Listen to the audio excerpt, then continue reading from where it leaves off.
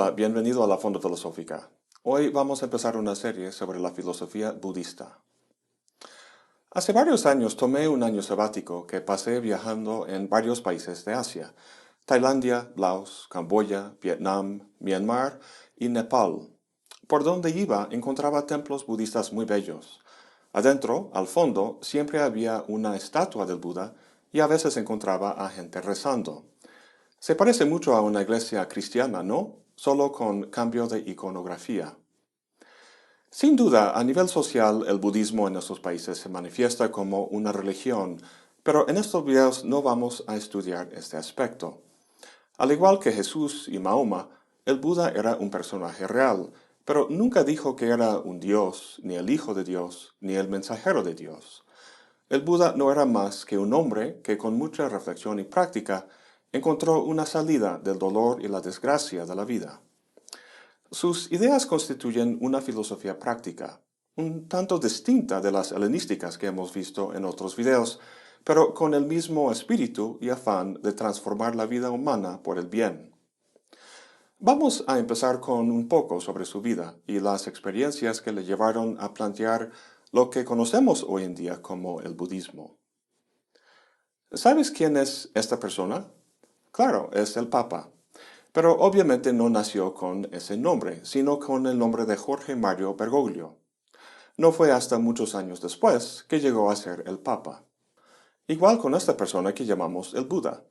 Nació con el nombre Siddhartha Gautama en 563 años antes de Cristo en el sur de Nepal, en un lugar que se llama Lumbini, y murió 80 años después en Kushinagar, un lugar muy cerca de donde nació. Su padre era un rey, líder del clan Shakya, por lo que Siddhartha era un príncipe. Antes de seguir con los detalles principales de su vida, quisiera comentar que el Buda nunca se puso a escribir una autobiografía, ni tampoco escribió libros con sus enseñanzas. Durante unos 4 siglos después de su muerte, los detalles de su vida y sus enseñanzas se transmitieron oralmente. Luego, en el primer siglo antes de Cristo, hubo un concilio que se dedicó a asentar toda esta información por escrito. Como suele suceder con grandes personajes como el Buda o Cristo, la repetida transmisión de los detalles por sus seguidores termina con una versión de su vida bastante embellecida, que constituye casi una mitología. En el caso del Buda, cuentan que una noche su madre tuvo un sueño muy vivo, en el que un elefante blanco se metió en su vientre y que 10 meses después nació el Buda por el lado de su madre. Esto se parece mucho a Jesús siendo concebido por un espíritu y nacido de una virgen. Es fácil decir que todo esto es puro cuento, sin base alguna en la realidad. Pues obvio, hay que leer este tipo de cuento no literalmente, sino simbólicamente. Literalmente, el Buda nació como cualquier otro niño. Simbólicamente, lo representan naciendo del lado de su madre, porque a ese nivel del cuerpo se encuentra el chakra del corazón. En el hinduismo, y recordemos que el Buda nació en una cultura hindú, los chakras simbolizan los diferentes niveles o estados que el espíritu o la fuerza vital puede manifestar.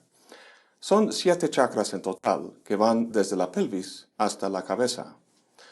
Los primeros 3 simbolizan la autoconservación, el sexo y el poder, energías propias del mundo físico y la existencia terrenal.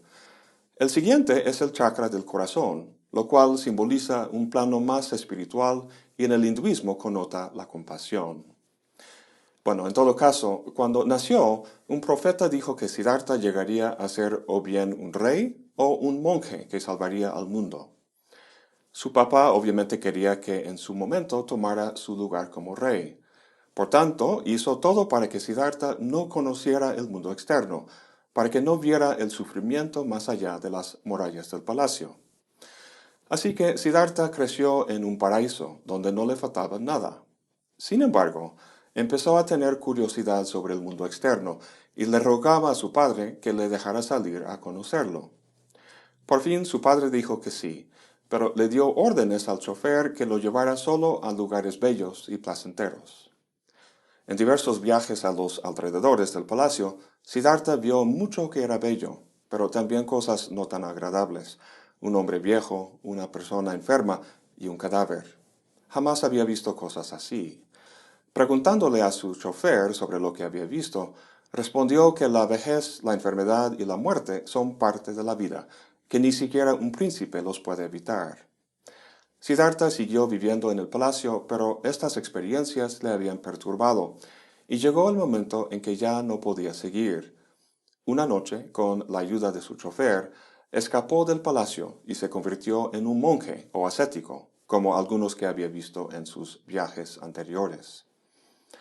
Más adelante veremos las enseñanzas del Buda, que consisten principalmente en lo que se llaman las 4 nobles verdades y el noble camino óctuple. Sin embargo, a esas alturas ya tenemos una enseñanza importante, a mi parecer, que consiste no en una idea, sino en un ejemplo. Tú, estando en los zapatos de Siddhartha en su palacio, ¿hubieras dejado esa vida real por la vida de un ascético, un mendigo con bata mugrosa? No creo. La verdad, yo tampoco. Imagínate un candidato a presidente que justo antes de las elecciones tiene una experiencia impactante sobre la muerte y la contingencia de la vida y decide renunciar su candidatura. Informa a los jefes de su partido que quiere donar todo lo que tiene a los pobres y a meterse en un monasterio o seminario o algo así. ¿Qué harían los jefes? ¿Quedarían conmovidos e inspirados y pedirían su bendición o lo mandarían con un psiquiatra? Sin duda, este último. La enseñanza que me resulta importante aquí no es que vendamos todo y que nos convirtamos en monjes, sino que reconozcamos en esta relación entre Siddhartha y su padre una dinámica que se da en cada uno de nosotros.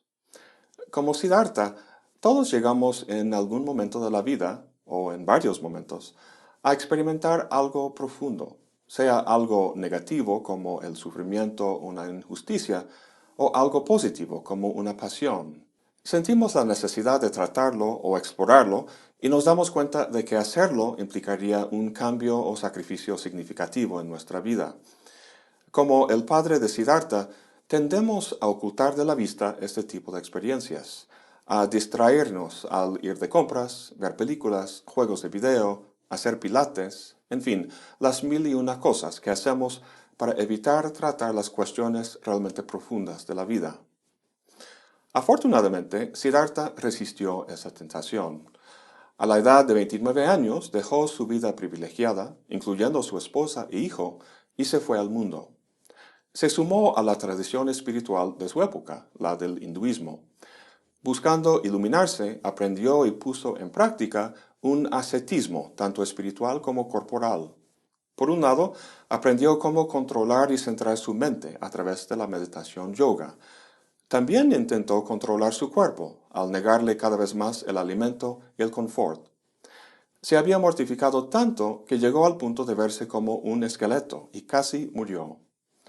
La tradición cuenta que una niña de una aldea cercana le dio leche y un pudín de arroz, con el que Siddhartha cobró fuerza nuevamente. Se dio cuenta de que el camino del ascetismo no estaba acercándole a su deseo de iluminación. Se sentó debajo de un árbol de higuera y decidió no levantarse hasta haber logrado la iluminación. De acuerdo con la tradición, pasó 49 días de meditación, reflexión, pruebas de tentación y por fin alcanzó su meta. Se había sentado debajo del árbol como Siddhartha y se levantó como el Buda. El nombre Buda viene de la raíz Bud, que significa despertar. El Buda entonces es el despierto, y aquello que alcanzó fue nirvana. Ahora bien, en Occidente traducimos la palabra nirvana como iluminación. En inglés es enlightenment. En estos dos términos encontramos la metáfora de la luz, metáfora muy común en discursos religiosos y filosóficos. En la Biblia, Jesús es la luz que ilumina el camino de uno. Hay que tener fe en Él para lograr esa iluminación. En la famosa caverna de Platón, la mayoría están en las oscuras entrañas de una caverna, tomando como realidad el baile de sombras sobre una pared.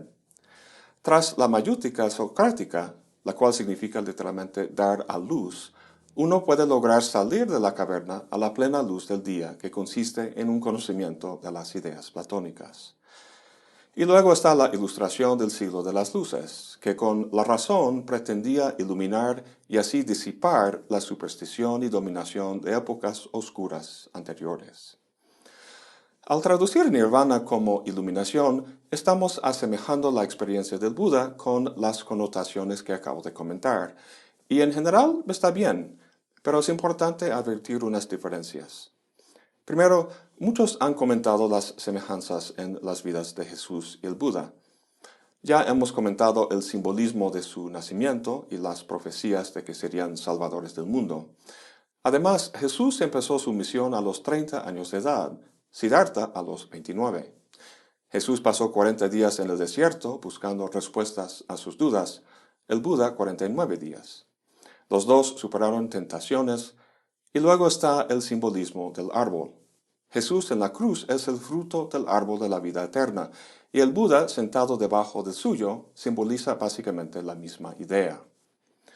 Sin embargo, el nirvana no es un lugar como el cielo de los cristianos, sino un estado psicológico en el que uno ya no está regido ni por el deseo ni por el miedo.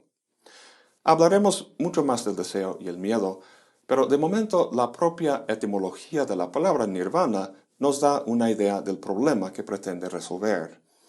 Nirvana es una palabra sánscrita que significa literalmente extinguir. La idea es extinguir o apagar una llama al soplarlo. En Occidente nos fijamos en la luz que la llama puede arrojar, en el hecho de que puede iluminar algo. Entonces, ¿por qué en el budismo se trata de apagar la llama?